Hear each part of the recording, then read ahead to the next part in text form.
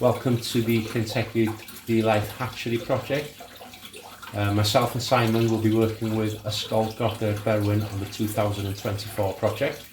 As you can see, the eggs have arrived here from the hatchery at chirp this morning, and we will be releasing them into the tank just now. We'll be doing the same with the eggs in a Skullcrocker Berwyn this afternoon. You can follow our project on the Hatchery website and also social media sites in the park. So you can follow us, the events that will happen in the next week or so on social media sites. And here we go. And as you can see, they go into the tank and they'll find their way to the bottom and they'll settle. And hopefully we'll have a successful season.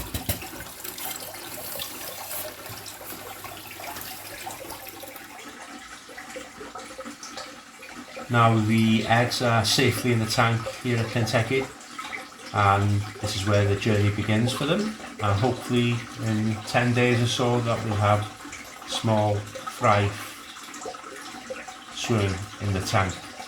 So you can follow us on the park social media and on the website.